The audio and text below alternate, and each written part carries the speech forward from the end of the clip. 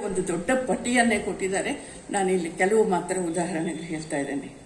ಮತ್ತೆ ಕುಲವೆಂದು ಹೊಡೆದಾಡದಿರಿ, ನಿಮ್ಮ ಕುಲದ ನೆಲೆಯನ್ನೇನಾದರೂ ಬಲ್ಲಿರ ಎಂದು ಟೀಕೆ ಮಾಡುವ, ಅವಹೇಳನ ಮಾಡುವ, ಹಂಗಿಸುವವರನ್ನು ಕೂಡ ಅವರು ಪ್ರಶ್ನಿಸಿದ್ದಾರೆ. ದಾಸರು ಸಂಪ್ರದಾಯಸ್ಥರಾದರೂ ವೈಚಾರಿಕ ಮನೋಭಾವವುಳ್ಳವರು. ಸಮಾಜ ಸುಧಾರಣೆಯಲ್ಲಿ ಆಗಬೇಕಾದ ಮಾರ್ಪಾಟುಗಳನ್ನು ಅಂದೇ ಗುರುತಿಸಿ ಎಚ್ಚರಿಸಿದ್ರು, ಇವತ್ತಿಂದಲ್ಲ. ಸಮಾಜದಲ್ಲಿ ದೇವರ ಹೆಸರಿನಲ್ಲಿ ಆಚರಿಸುತ್ತಿದ್ದ ಅನಿಷ್ಟ ಆಚರಣೆಗಳನ್ನು ಟೀಕಿಸಿದ್ದಾರೆ. ಸರಳ ಪೂಜೆಯ ಮಾರ್ಗ ತೋರಿಸಿದ್ದಾರೆ. ಪುರಂದರದಾಸರು ಸಮಾಜ ಸುಧಾರಣಾ ಕಳಕಳಿಯ ಒಂದು ರಚನೆಯಲ್ಲಿ ಪೂಜೆಯಾತಕೋ ಮನುಜ ಪೂಜೆಯಾತಕೋ, ಪೂಜೆಯಲ್ಲಿ ನಿನ್ನ ಮನವು ನಿಲ್ಲದಿದ್ದ ಮೇಲೆ ಸುಮ್ಮನೆ ಕೂತ್ಕೊಂಡು ಮಾಡಿ ಏನು ಪ್ರಯೋಜನ. ಕನಕದಾಸರು ಜ್ಞಾನವಿಲ್ಲದೆ ಹೀನ ದೈವವ ಭಜಿಸಿದರೆ ಏನುಂಟು ನಿನಗೆ ಹುಚ್ಚು ಮನವೇ ಎಂದು ಕೂಡ ಪ್ರಶ್ನಿಸಿದ್ದಾರೆ.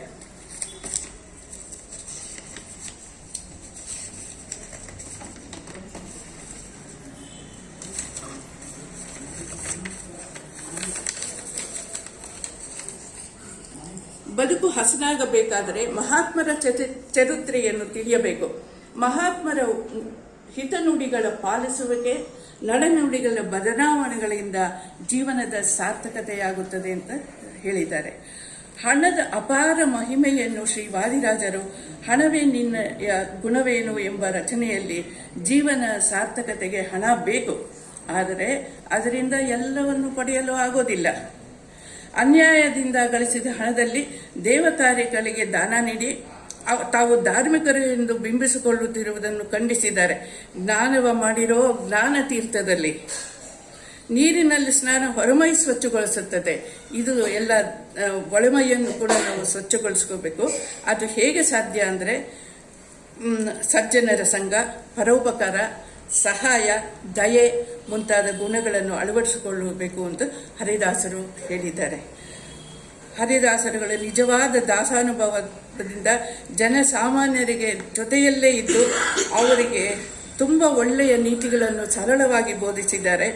ಆದ್ದರಿಂದ ಜನರು ದಾಸರ ಸಾಮಾಜಿಕ ಕಳಕಳಿ, ಸಜ್ಜನಿಕೆ, ಅಭಿಮಾನಗಳನ್ನು ಕಂಡ ಜನತೆ ದಾಸವಾಣಿಯಲ್ಲಿ ಅಪಾರ ಗೌರವವನ್ನು ಇಟ್ಕೊಂಡ್ರು. ಅದನ್ನು ಹೃತ್ಪೂರ್ವಕವಾಗಿ ಸ್ವೀಕರಿಸಿದ್ದಾರೆ ಕೂಡ. ಈ ಪ್ರೇರಣಾ ಶಕ್ತಿಯಿಂದ ಜನರು ಸಾಂತ್ವನ, ಸಮಾಧಾನ ಪಡೆದುಕೊಂಡರು. ಮತ್ತೆ ದಂಬಾಚಾರವನ್ನು ಕೂಡ ಖಂಡಿಸಿದ್ದಾರೆ ಹರಿದಾಸರು. ಎಲ್ಲರೂ ಮಾಡುವುದು ಹೊಟ್ಟೆಗಾಗಿ, ಗೇಣು ಬಟ್ಟೆಗಾಗಿ, ತುತ್ತು ಹಿಟ್ಟಿಗಾಗಿ, ಡೊಂಕು ಬಾಲದ ನಾಯಕರೇ. ಇದರಲ್ಲಿ ಇಲ್ಲಿ ನಾಯಿಯ ರೂಪಕದಲ್ಲಿ ಮನುಷ್ಯನ ಡೊಂಕುತನವನ್ನು ಕೂಡ ಚಿತ್ರಿಸಲು ಪ್ರಯತ್ನ ಪಟ್ಟಿದ್ದಾರೆ.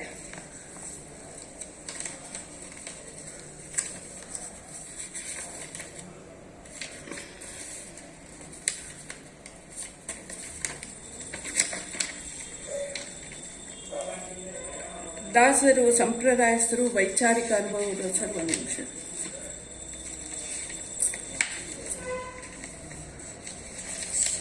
ದಾಸರ ಸಂಘದಲ್ಲಿದ್ದು ಭಕ್ತಿ ವೈರಾಗ್ಯದಿಂದ ಶ್ರೀಹರಿಯನ್ನು ಭಜಿಸಿ ದಾಸತ್ವವನ್ನು ಹೊಂದಿದ ಹೊರತು ಮುಕ್ತಿಯು ಸಿಗಲಾರದು ಅಂತ ಮುಕ್ತಿ ಮಾರ್ಗವನ್ನು ಹರಿದಾಸರು ತೋರಿಸಿದ್ದಾರೆ. ದಾಸನಾಗೂ ಭವ ಪಾಶನಿಗೂ ಏಸುಕಾಯಿಂಗಳ ಕಳೆದು 84 ಲಕ್ಷ ಜೀವರಾಶಿ. ಇದರಲ್ಲಿ ಪಾಶಕ್ಕೊಳಗಾಗದೆ ನಿರ್ದೋಷಿಯಾಗಿ ಸಂತೋಷವಾಗಿ ಬದುಕುವ ಒಂದು ಸಂದೇಶವನ್ನು ಕೂಡ ಕೊಟ್ಟಿದ್ದಾರೆ. ಇನ್ನು ಸರ್ ಟೈಮ್ ಆಗೋಯ್ತಾ? ಇದೆಯಾ?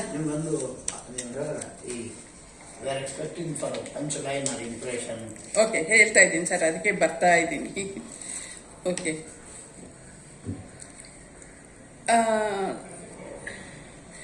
ಮತ್ತೆ ಹರಿದಾಸರು ಸಂದೇಶವನ್ನು ಜನರಿಗೆ ತಲುಪಿಸುವ ಹರಿಕತೆಯನ್ನು ಇಲ್ಲ ಟೀಚರ್ ಅಲ್ಲ ಹರಿದಾಸರು ಸಂದೇಶವನ್ನು ಜನರಿಗೆ ತಲುಪಿಸಲು ಹರಿಕತೆಯನ್ನು ಕೂಡ ಅವರು ಉಪಯೋಗಿಸಿಕೊಂಡಿದ್ದಾರೆ.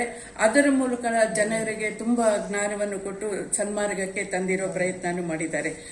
ಹರಿದಾಸರು ಸುತ್ತಮುತ್ತಲಿನ ಸಮಕಾಲೀನ ಸಮಾಜದ ಓರೆಕೋರೆಗಳನ್ನು ಕುರಿತು ಪ್ರಸ್ತಾಪಿಸುತ್ತಾ ಅವುಗಳನ್ನು ಸರಿಪಡಿಸುವ ಪ್ರಯತ್ನ ಮಾಡಿದ್ದಾರೆ. ಲೌಕಿಕ ಭೋಗದಲ್ಲಿ ನಿಲುಕಿದ್ದ ಇಡೀ ಸಮುದಾಯವನ್ನು ದೇವಭಯ, ಗುರುಭಯ, ದೈವ ಭಕ್ತಿಯ ಕಡೆಗೆ ತಿರುಗಿಸಿ ಆಚಾರ ವಿಚಾರಗಳನ್ನು ಬಿತ್ತುತ್ತಾ ಸನ್ಮಾರ್ಗದಲ್ಲಿ ನಡೆಯುವಂತೆ ಪ್ರೇರೇಪಿಸಿದರು. ಅವರ ರಚನೆಗಳು ಪ್ರಬೋಧಕವಾಗಿಯೂ ಪ್ರಚೋದಾಯಕವಾಗಿಯೂ ಶಿಕ್ಷಣ ರೂಪದಲ್ಲಿ ಕೊಡಲ್ಪಟ್ಟಿದೆ. ಭಕ್ತಿಯೇ ಪ್ರಧಾನವಾಗಿ ಉನ್ನತ ವಿಚಾರಗಳು, ತತ್ವಗಳು, ಜೀವನದ ಮೌಲ್ಯಗಳನ್ನು ಒಳಗೊಂಡಿದೆ.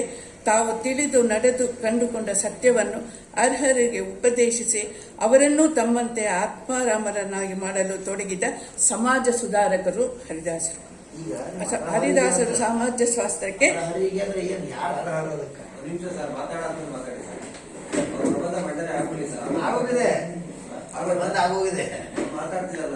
ಹರಿದಾಸರು ಸಮಾಜ ಸ್ವಾಸ್ಥ್ಯಕ್ಕೆ ಸನ್ಮಾರ್ಗ ಹಾಗೂ ಸಾಮಾಜಿಕ ಸ್ವಾಸ್ಥ್ಯ ಕಾಯುವಲ್ಲಿ ಕೂಡ ಹರಿದಾಸರು ಅಮೃತ ಬಳ್ಳಿಯಾಗಿದ್ದಾರೆ. ಸರ್ ಹೇಳಿ ಕೂತ್ಕೋಬೋದಾ? Thank you.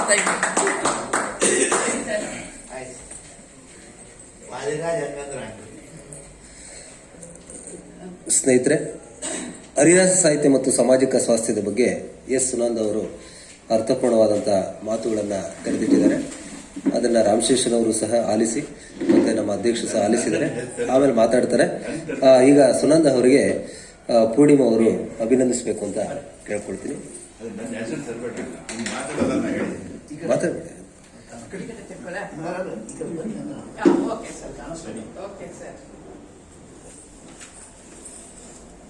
ಅದು ವಿಟ್ನೆಸ್ಗೂ ಅಲ್ಲಿಗೆ ಎಲ್ಲರಿಗೂ ನಮಸ್ಕಾರ. ಥ್ಯಾಂಕ್